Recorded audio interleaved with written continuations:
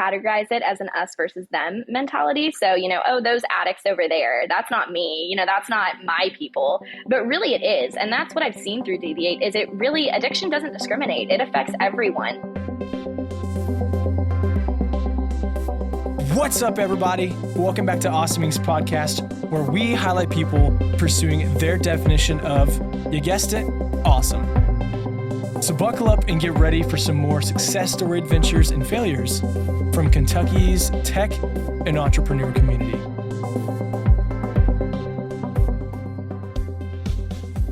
Hey everyone, thanks for tuning into this episode of the Awesoming podcast. If you've stuck around for part 2 of this Perez family saga, great. If not, I would say hit pause, go back and listen to the previous episode where you get to hear about Rob Perez's story, because now we're talking with his daughter, Sam, his one and only favorite daughter to my knowledge. He always talks and brags about her when I'm in any of the restaurants. So yeah, really pumped. We're talking to Sam Perez, who is a college student, and you are currently at the University of Georgia, if I'm correct.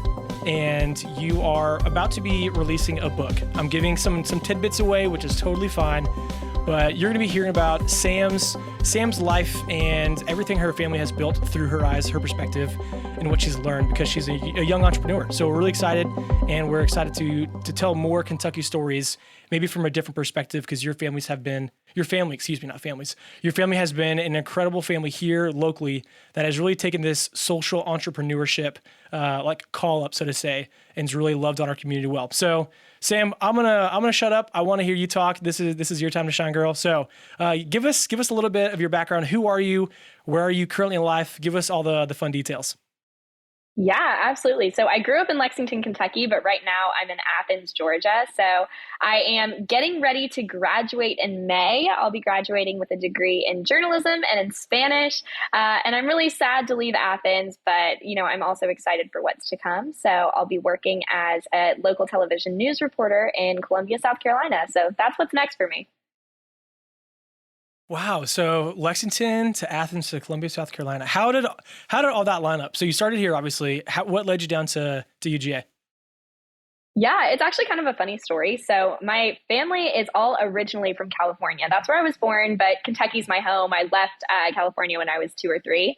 So Kentucky is really all I know, but my extended family is all out in California. So all throughout high school, when I was in Lexington, I really thought I was going to go out to California. That was kind of what I pictured myself doing. And then when it came down to senior year, I was kind of thinking about, where I wanted to go and what I was looking for in a school, and a top journalism program was really something I wanted. So I've always known this is what I wanted to do. I love telling stories, and I've always loved writing and speaking. So I knew I wanted to go to a school with a good journalism program. And that actually caused me to look at UGA.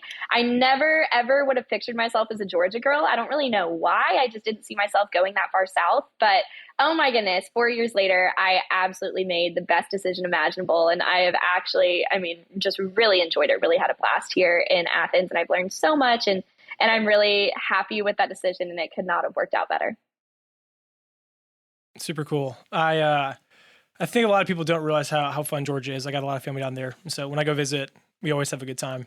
So one quick question, we'll continue on. This is a tangent. I'm full of them, so just be prepared. Yeah. You're from Kentucky. Everyone is all about Kentucky Wildcats. Do you cheer for the Bulldogs if they're playing, or are you a diehard Kentucky fan?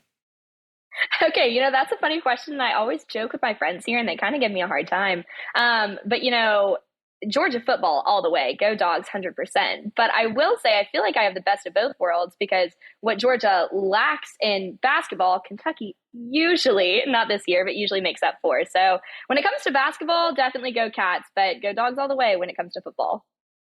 I have the best of both worlds. So my family is from down south. My dad's side's from Ohio. So I'm an Ohio State Buckeye fan. So when football season's on, I am all Bucks all the way, and everyone's like, "You're the worst. Get out of here." But yeah, go Bucks and then go Cats. So I'm in agreement with you there, which is great.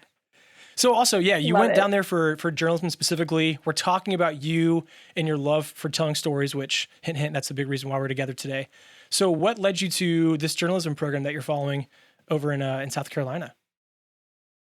Yeah, so I've always known that I wanted to go into journalism. And honestly, even specifically, I've known I always wanted to go into television news reporting.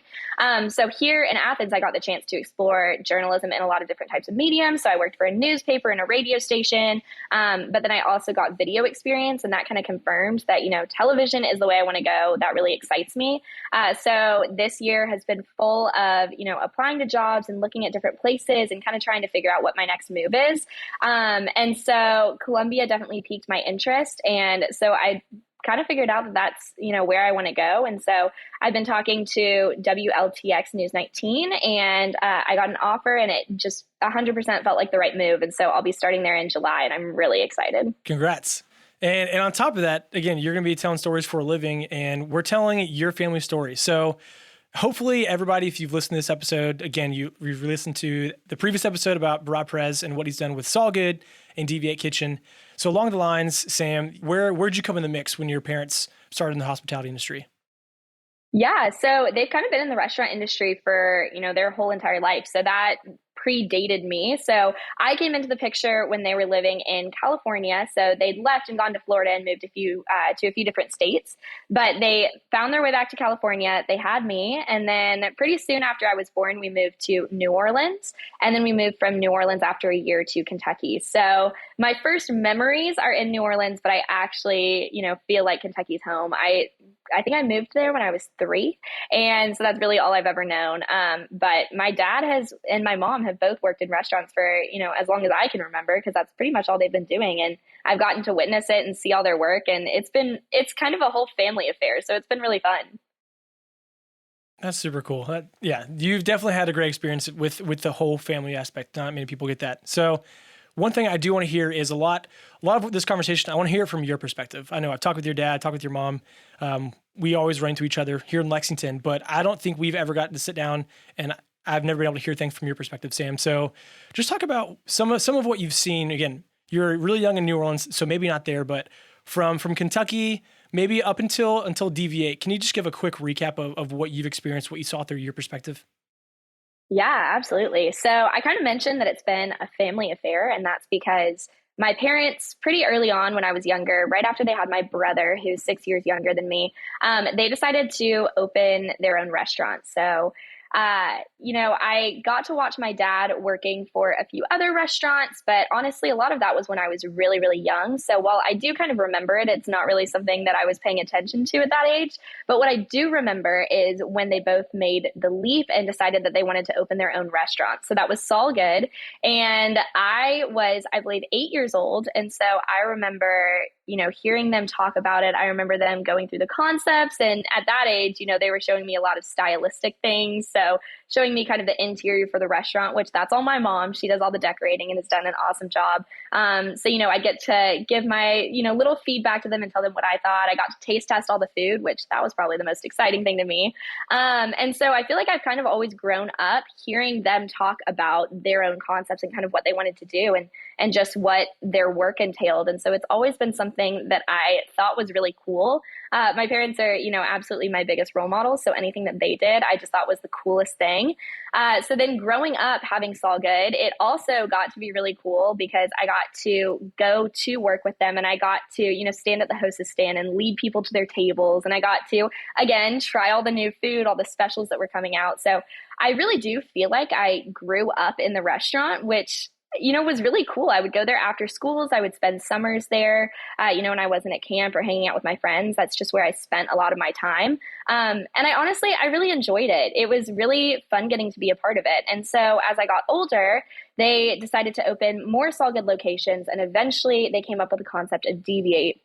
And so my parents are, particularly my mom had always been interested in opening kind of a philanthropic idea or a social enterprise.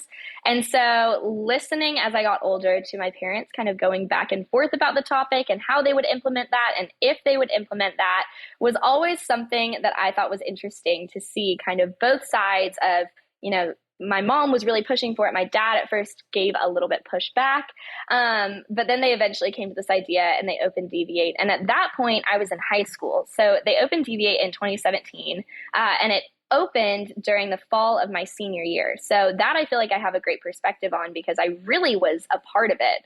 And again, I'll keep saying it, but really it's a family affair. So I would listen to my parents along with my brother talk about what they wanted to do, and they'd ask for feedback. And at that point, I'm a senior in high school. I'm not 8 years old when they opened Sol Good. So I feel like I had feedback that they actually wanted to hear.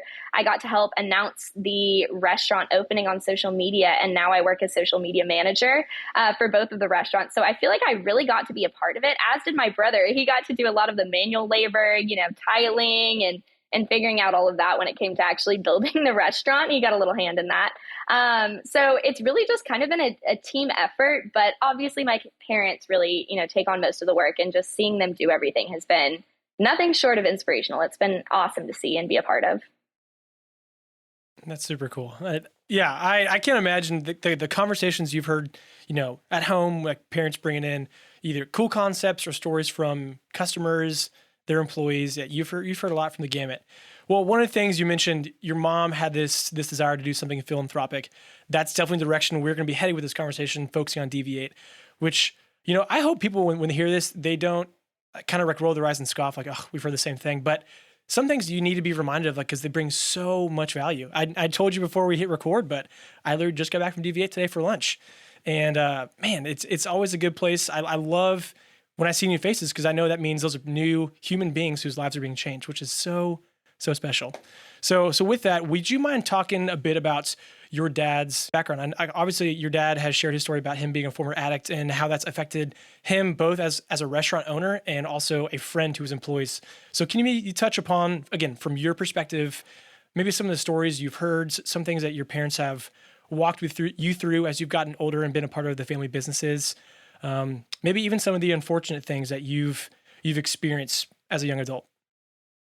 Yeah, absolutely. So I've always grown up knowing that my dad was a recovering alcoholic. So I'm super fortunate to say that, he got sober very early on in his marriage with my mom. So I actually never experienced his alcoholism when, it was active. So recovery is kind of an ongoing process. So, he still works a program and, that's still a big part of his life. But that's just something I grew up knowing. It was never a secret. It was never hidden. But it was also something that, he's had really good kind of managing over ever since I can remember. So I am, incredibly blessed to have gotten to know that and kind of grow up with that being the case. So while I never saw him in active addiction, I always knew it was there. I always knew it existed. And that was a conversation that my parents, had with me, and they were really open about. So I'm really grateful for that. And I've kind of just grown up knowing that to be the case. And then when it came time to opening the restaurants, both Sol Good and Deviate, it's something that my eyes were open to a little bit more. So kind of the first example that I can think of when I really, felt the effects is during Sol Good. So we ended up, and I say we, it's really my parents, and, they're the ones that do all the work. But I do feel like because my brother and I are such a big part of it, that it is kind of a we thing. But they did lose, a lot of employees due to drug addiction and alcohol addiction. And the very first employee that happened to was someone that I was really close with. And my whole family it was one of our early managers. And, I was still really young, so I don't remember it with perfect clarity. But, that was really hard. And I know it was hard on my parents, and I definitely saw that affect them. And then kind of as I continued to get older, I noticed that addiction was something that's super common, especially in the restaurant industry. So, Sol Good is a bar and a restaurant. So I have bartended actually over quarantine. I learned how to bartend, and that's a big part of it. We're a restaurant and a pub, but with that comes a lot of weight. There's a lot of people in the restaurant industry. It's hard hours. You work really late. A lot of times you're in an environment where there's a lot of alcohol. So addiction does definitely run rampant in the restaurant industry. And that's what my parents began to see.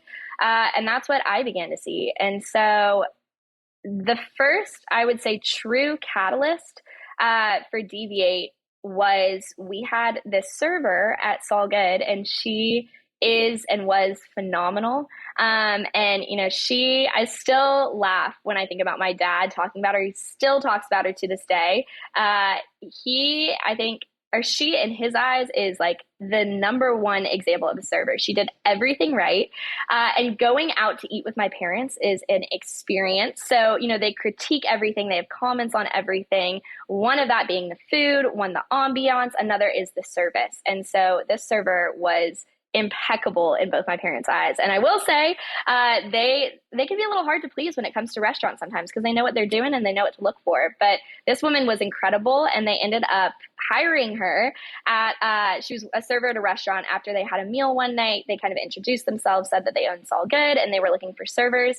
So she ended up a few months later taking them up on the offer, and she was a All Good server. And I got really close with her, as did the rest of my family. She had a little boy, and we would, hang out with her and her son. And we ended up finding out that while she was working and doing an incredible job, she was also shooting up heroin in our bathroom.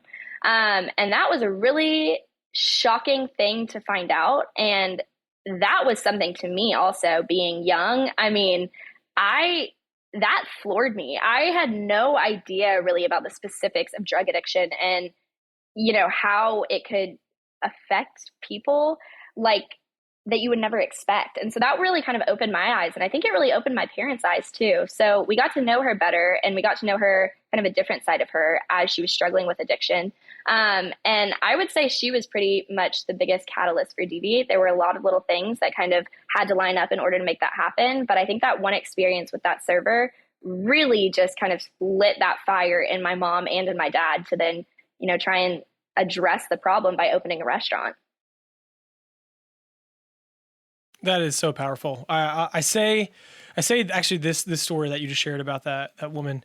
Almost every time I go speak to a class or an organization, we talk about entrepreneurship, entrepreneurs, people's crazy stories. And I remember one of the first times I sat down with your dad and shared a meal, he walked through with me and another guy we were with here in town and said like, hey, this is why I do what I do.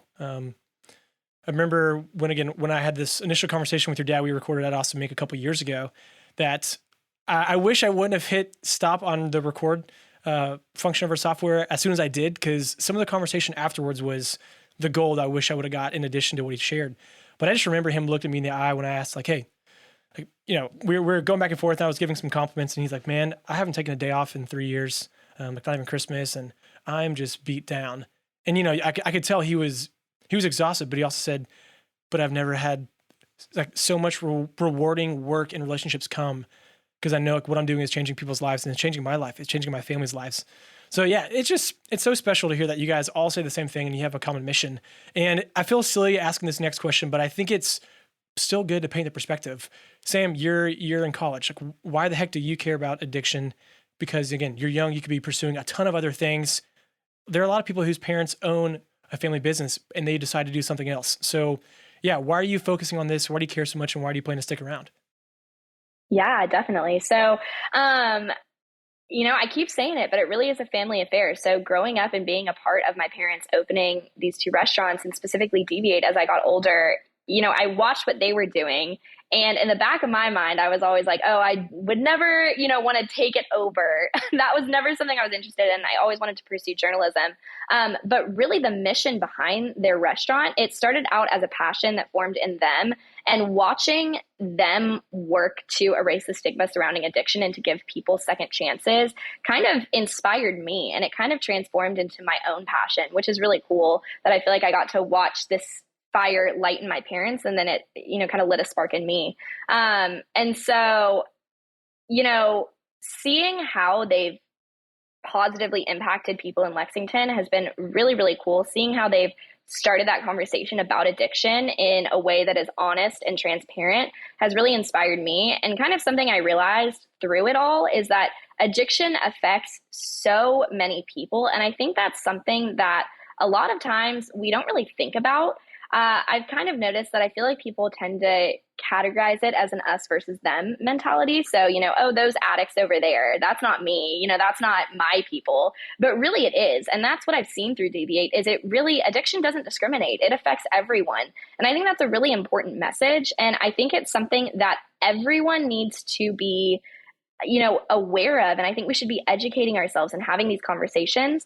And so I've been so fortunate to see my parents and the way that they've tried to use the gifts that they have or the abilities they have to further that conversation. So my parents are restaurant owners, they're business people. And so they saw this need in the community to erase the stigma surrounding addiction and to start talking about it and provide second chances. So their way of doing that is to offer second chance employment. Now, I mean, like you said, I'm a college student. I'm young. I don't own a restaurant. I don't have that ability to hire people that are in recovery. What I do have is the ability to tell stories. So I love telling stories. I love writing. I love getting to know people through, interviews and conversations.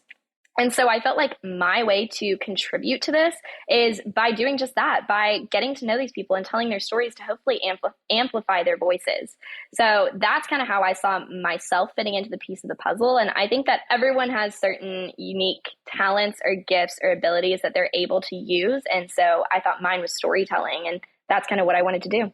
Yeah, Sam, thanks so much for sharing that. It's just so special what your family's doing. And again, you've mentioned a few times it's a family affair. That should never lose weight. I'm so glad you guys are doing this as a family. And the way you're contributing with telling stories is actually the real reason we're here today. So Sam, you're here, you're writing a book. How the heck did you decide that, hey, I'm gonna write a book. This is the avenue of how I'm gonna contribute and tell stories. When did this idea spark? Yeah. So actually in March 2020, I got sent home from Georgia and I got to move back into my parents. So that was, an interesting time for everyone. And so when I was sitting down with my family, getting to figure out, what we were going to do with all this free time, I started to listen to my parents' stories, and I decided with them that I would write them down with no clear idea in sight of where it would go. But I just started to write down stories. They have a ton of them, and they were really wanting me to do that because they, have this huge source of information and of knowledge and of stories, and they didn't want to forget any of it. So I started writing down what they would tell me with no clear idea of what would become of that. So then fast forward to this summer, I found out about this program through New Degree Press. So it's basically a program that is offered by a Georgetown professor, and he walks a cohort of new authors through a program from the writing process of a book to the publishing and the marketing. So it's this really, really cool program where you basically get to become a first-time author and you have someone helping you along the way. So I found out about this program and instantly it piqued my interest. I had this idea of wanting to tell stories, and my parents had also had this idea of wanting to share their stories. And so I figured that I don't know what I'm doing on my own, but if I could do it with a program, that sounded like a great idea. So I started actually sitting down with the idea of writing a book in August, and the program's pretty accelerated. So I've actually already finished the first draft of my manuscript and I'm just awaiting revisions, but the pre-sale campaign has started. So what's also really cool is it's done through a crowdsourcing mechanism or program. So basically I am trying to crowdsource or fundraise for the publishing costs. So it's really cool because I feel like I get to kind of take the community and rope them into what I'm doing, where they can kind of learn about my journey as it's happening, as opposed to, all of a sudden just a book coming out and me saying, hey, here's this book. But they actually get to read some of the chapters and learn about it as the process is happening, which is really neat. That is very cool. Again, you're writing a book, capturing other people's stories, and then you're inviting people into the story of this actual book being written. So yeah, super fascinating. And again, how has again, you said it's with New Press in this cohort. How has that helped you, I'd say, sharpen your skills and telling stories? Because that's something you said you've loved doing. How do you think that's helped you in this process? And then how do you think it's going to help you, in your upcoming career in South Carolina? Yeah, well, it's been really cool to get to utilize all the skills that I'm learning in college in kind of a different format. So I mentioned earlier how I've gotten experience writing for newspapers and doing radio and television programming. But then now book writing is a whole different thing. So I get to use the skills that I've learned from Grady, which is the journalism college here. And I've gotten to pair that with what New Degree Press is teaching. And so that's the publisher, and they have weekly sessions where they basically give tips on everything from interviewing to marketing and everything in between. So I've really gotten to learn a lot of new skills. I've also gotten to sharpen a lot of the skills. For example, interviewing. That's something that I've done a ton of different times, but I think the more advice you can get, the better that you'll be, and also the more experience you get, the better you'll be. So I've gotten to really utilize a lot of that, and I think it's definitely going to help me moving into the future with storytelling and journalism being my career. I think it's only going to help me get better. And I've really enjoyed getting to learn from people along the way. So it's been great. I was just curious. So thanks for answering my personal interest. Yeah. So last thing about the book. So how did you come to decide on the title, and why did you decide to break your book into a handful of chapters, handful of parts, versus just telling one long journey? Yeah. So the book is called Deviate from Denial, Erasing the Stigma of Addiction Through Inspirational Stories. So I came up with that idea actually with my parents. And so originally it was going to be called just Erasing the Stigma, but we didn't feel like that really shared enough about what the book aims to do. So yeah, it's trying to erase the stigma, but about what specifically.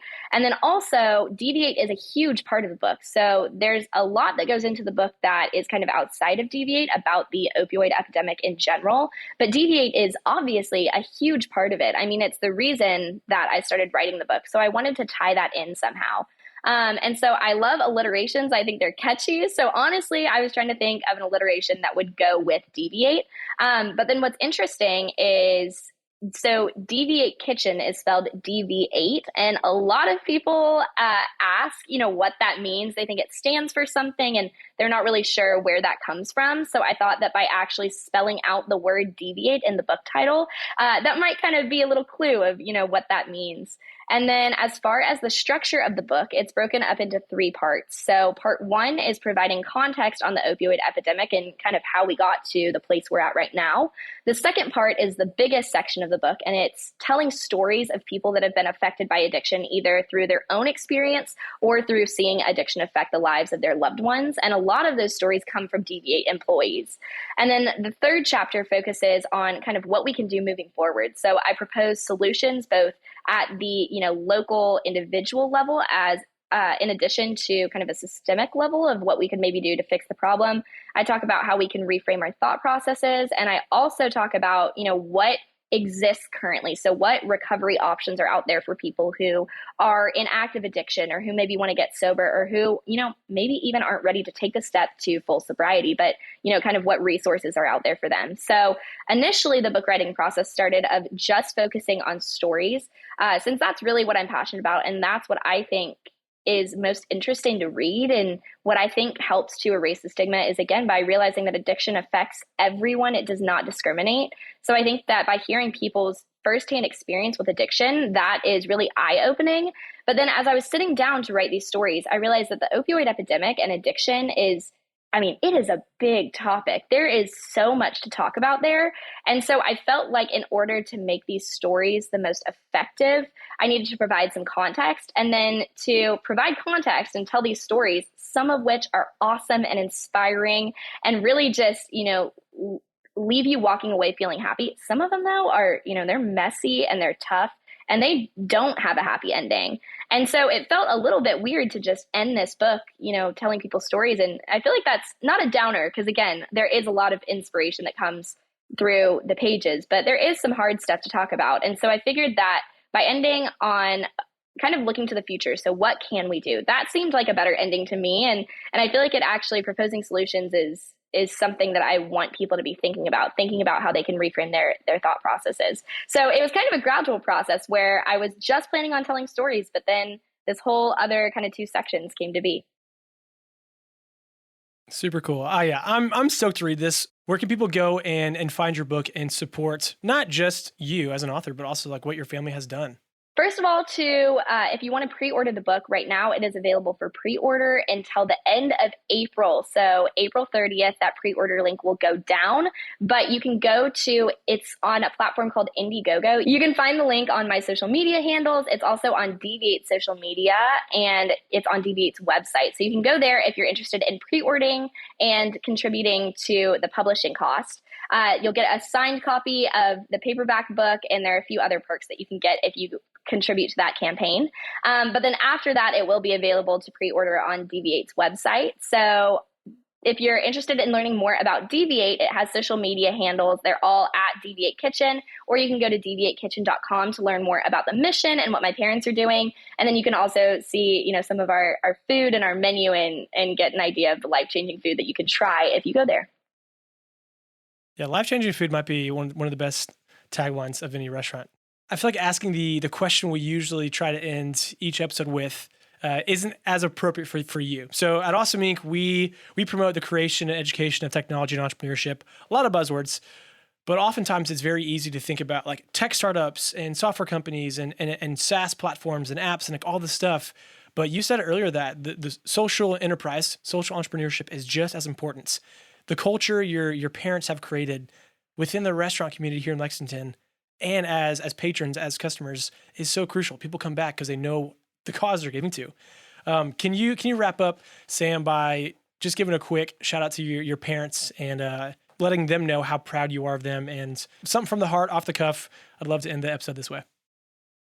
Absolutely. So I've said it before, I'll say it again. My parents are absolutely my biggest role models. And I think everyone says that about their parents, but I mean, I really mean it. They are so inspiring to me. Everything they've done for the Lexington community it's truly awesome in every sense of the word. I mean, they are impacting lives daily. And that is, not only are they affecting employees because they're providing these second chances and taking a chance on them and they're giving them employment, but also there are so many guests that come into the restaurant who have their own history with addiction, whether it be themselves or they've seen it affect other lives. And that's really opened my parents' eyes and my eyes even further, is seeing how many people come in who have that mission that really resonates with them. They've been affected by addiction. And so getting to see how my parents are impacting both employees and guests has been really cool. I think they're starting this conversation. They're shedding light on a really important issue.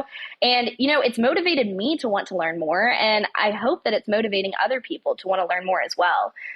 So, they are my biggest encouragers and supporters and my biggest role models and inspirations. And I am, just so thankful for them and for everything that they're doing in the Lexington community. I think they're doing a lot of good and they brag on me all the time. So, I want the chance to brag on them. They really, really are doing important work. And I'm just, so grateful to be able to witness it.